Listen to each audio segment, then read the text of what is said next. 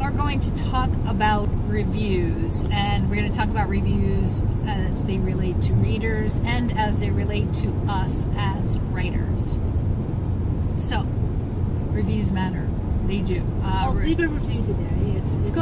Yeah, you want to make some writers happy. It doesn't have to be us. It would be nice if it were one of us. We're okay if it's us, but yes. Yeah. Definitely. Go make a writer happy today and leave a review on one of their books. And I had somebody say, I don't know what to say. Mainly, and I said jokingly, and nobody's done it, and a couple of them said they were going to do it. I said, really, all I need from you is go on whatever site you're going to leave the review on and said, you know what, this book didn't suck. And I'm like, I'd be really happy with that.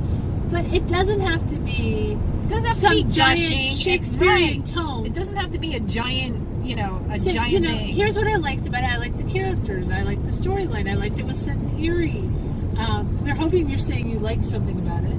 But even if you didn't, here was my problem with it. And don't be mean. Right. You can say that you didn't like a book, absolutely, and say it in a nice way. Yeah, kindness. There you go.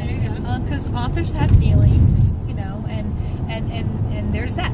But now let's flip it, and authors bite your tongue. If somebody leaves a not so nice review on one of your books, well, suck it up, Buttercup, and just you have to ignore that. You don't engage, because again, here's the other thing. Readers are entitled to their opinion, and if they didn't like the book, they didn't like the book, and that's okay. When I write a book, I spend that time with it, and it is just me and that world I'm building and those characters I'm creating, and it is just me. And you know whose opinion matters? Just mine. Eventually that book goes out into the world. It goes to an editor, it goes to an agent, and their opinion begins to matter. And if one of them say, Holly, it was great, but do this, I will listen, because they've now come into the picture. Once we're done with it, once it's gone through that agent, it's gone through that editor, and it's out in the world, and you pick it up. You pick it up off a bookshelf, you pick it up online, wherever you get it, that book then belongs to you, and I no longer can take ownership of it. And I try to remember that. If somebody doesn't like an aspect of it, it's valid. Readers bring their own stuff. The book that you wrote is not the book that they read, right? Because everybody brings their own stuff to a story. And that's one of the things too, readers, you have to understand that just because the character reacted in a way that you personally would not react does not make it wrong. That simply means that the character reacted in a way that a different human being would react than you did. I remember somebody had said, they got a review once that basically a reader said a character in the book had a miscarriage, and so had this person in real life, and that's a tragedy. That's a very sad thing. However, the reader was very angry at the way the character responded to that situation. Now, especially with something so personal,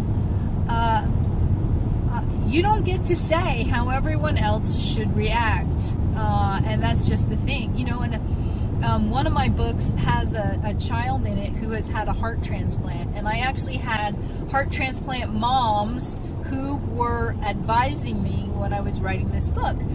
And so I would say to them, would you let your heart transplant kid do XYZ?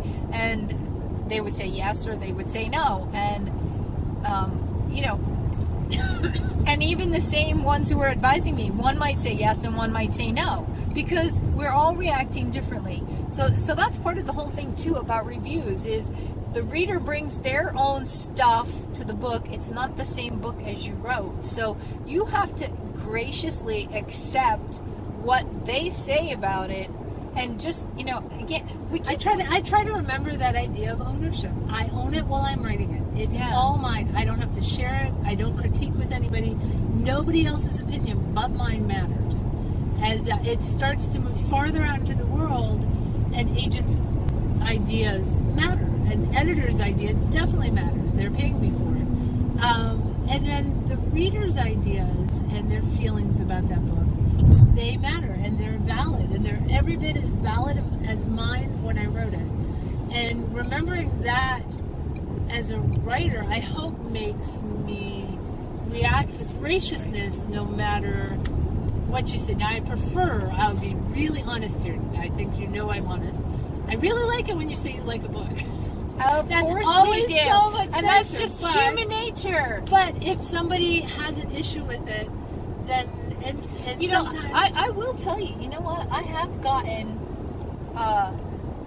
reviews where people have made a comment and I thought, you know what? They are so right.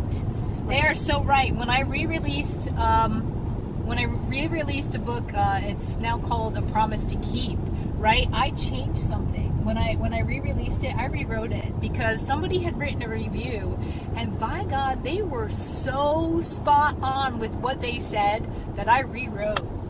right, and just that idea of bringing baggage, and just one thing, the heroine who has just horrible things happen to her, it ends up happy, don't worry, but she at one point sort of walks away from religion, and I don't say what religion, she goes to church and then she doesn't.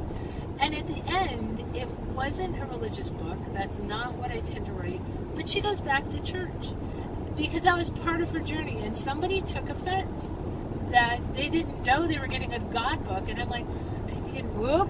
yeah. And I'm, Snuck that in on them. yeah, I'm like, all right. But for them, it was valid. They didn't want that in their book. I didn't say it was going to be in there. But because for me, because that wasn't the big main.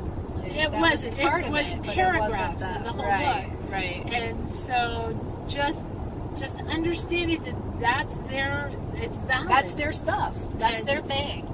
So I was able to let that go.